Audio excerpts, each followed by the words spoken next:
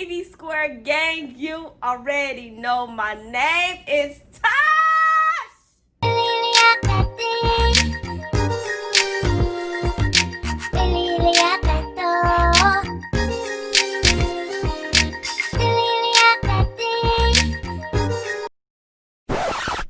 What's up, TV Square? What's up with the nation? You guys, I'm super excited to be doing this requested video. I was going to do my 30 to 31 week update video, but I decided I'm going to do the video that you guys requested me to do, which was how to deal with natural birth. I am super excited to talk about this, you guys, because everybody know I am like an advocate for natural birth. And if you are here, I'm sure you are searching, trying to figure out some tips and success stories to help motivate you to successfully have a natural birth. And girl, you have made it to the right video, because I am going to help you figure that out. But first, if you are new to the channel, don't forget to hit the subscribe button and make sure your post notification bell is on, so when we post our new videos, you'll get a bing right on your mobile devices. All right, ladies, so without further ado, let's get into the video.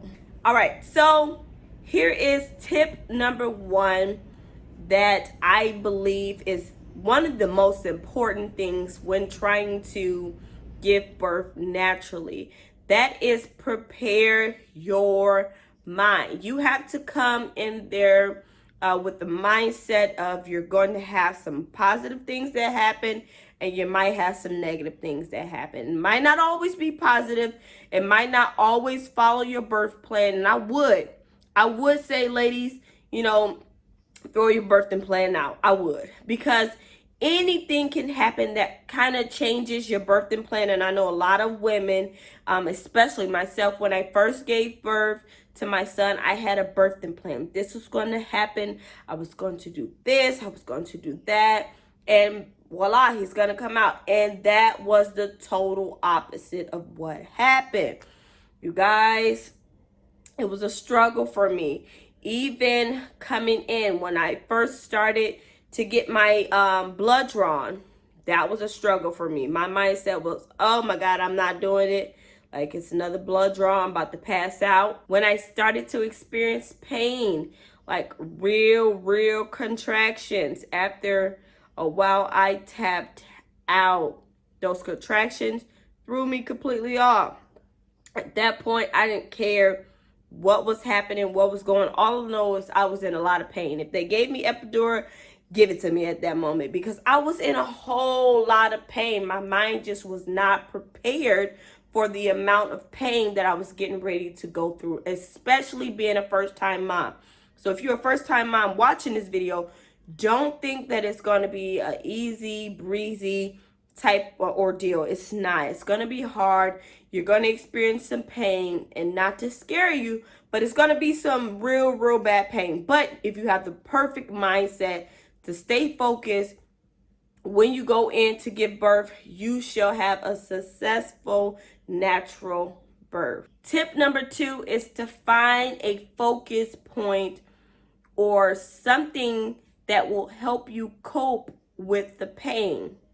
So for me, that when I went with my son, I didn't have none of these things. But when I went with Zariah, which is my second baby, I had lavender scent that was in the room. So if you have essential oils that you might like, there's a certain scent that calms you, try bringing that. That way you're not focusing so much on the pain, but you're focusing on that scent and that smell. So I had lavender. The whole room was smelling like lavender. And actually my nurse gave it to me. I didn't bring it in. My nurse gave it to me. She said, I'm just a nurse that, you know, asks if the patients want to have essential oils to help soothe them through the process. And I said, never tried it. Let's do it. And it worked, you guys. I didn't focus so much on the pain. I focused on the smell, and it just kind of relaxed me. I was able to put it in my tub, and it relaxed me. It might be music for you. It might be something that you like hearing, a song, maybe a playlist that helps you to focus not so much on the pain, but it helps keep your mind going. So try music. Another thing, it might be a picture, it might be a saying, or for me, it was the finish line. I was like, how many centimeters dilated am I? They'd tell me. I'm like, okay, I'm almost there. I'm almost to the finish line. It was like a focus point that I had to put myself into that made everything okay for me, because once I focused, and it's like every time that number moved up, I was like, yes, I'm almost there, girl. So it's like, come in with a focused mind. Find something to focus on, so that way you will not totally focus on the pain, but you'll focus on something else. Tip number 3 is to build your birthing team. Have some people in the room with you guys, and it's probably extremely hard now that COVID is, we're dealing with COVID, because now they're only allowing one person besides you in the room.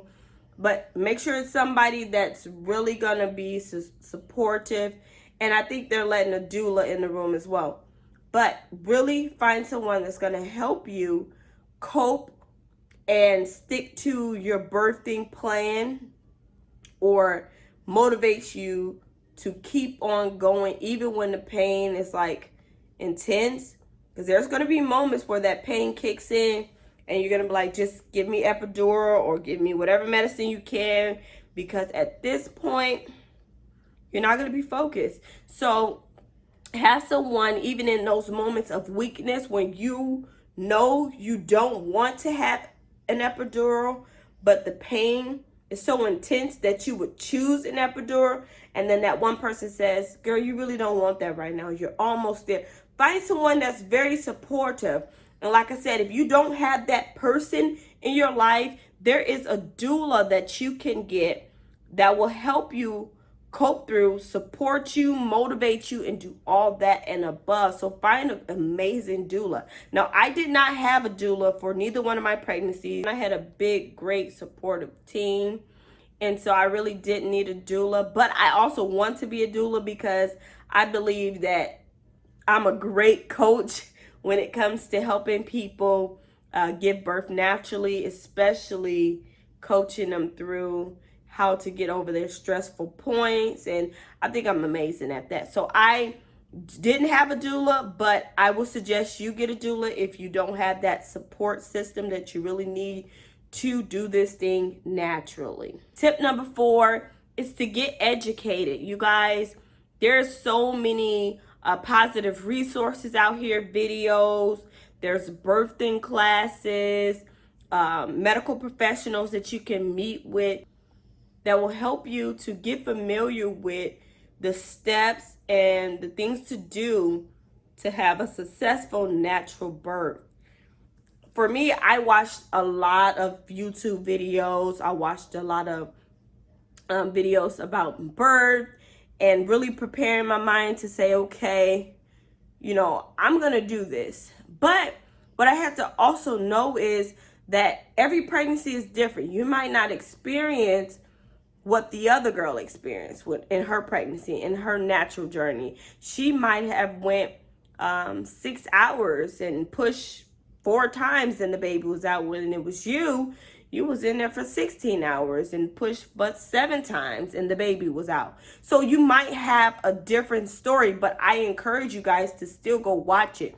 You want to look at the positive videos, and you also want to look at the negative. I learned from the negative things that people do or say about natural births, because then I'm going to say, hey, I'm not going to do what that person just did. I'm going to do the opposite. Okay, so I know not to do that, because then that's going to have that type of effect. But if you look at both the positive and the negative, I believe that will help you to understand more about natural birth. You have to get educated in order to really be successful in giving birth naturally.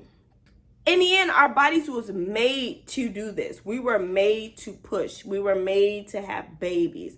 So we got what it takes. It's just a mindset that you have to have when you give birth. but educate yourself. There's nothing wrong with learning, getting to know what to expect. And a lot of the YouTube videos are like you showing, some people are just like a push, or, you know, 2 or 3 pushes, 4 pushes, 5 pushes, and then it's it. And it's like it's crying, it's tears, but they don't really show the laboring part, because that would be an extreme long video. Some people have quick labor videos, some people don't. I was in labor with baby Vontae for over 24 hours, And in fact, when I got there, I had went into labor, went to the hospital, and by the second day, I was not contracting anything at all. The nurse came in and she asked me, she says, "Are you even in labor?" I'm like, "I am, but there's no contractions that's happening." Then they gave me the Pitocin, you guys, and I literally almost died. So you guys don't want the Pitocin on your first, try, or even period. You don't want the Pitocin. Pitocin is like what induces your contractions. It makes the contractions start happening if it's not happening naturally. And I think that makes laboring 10 times worse. So with Zariah, I didn't have to do that. I was able to cope and find something that helped my body, that made me comfortable, that made the contractions come naturally. And I was able to give birth without Pitocin, just me trying different things that I knew worked for my body. Which is going into tip number 5. Know what works for your body.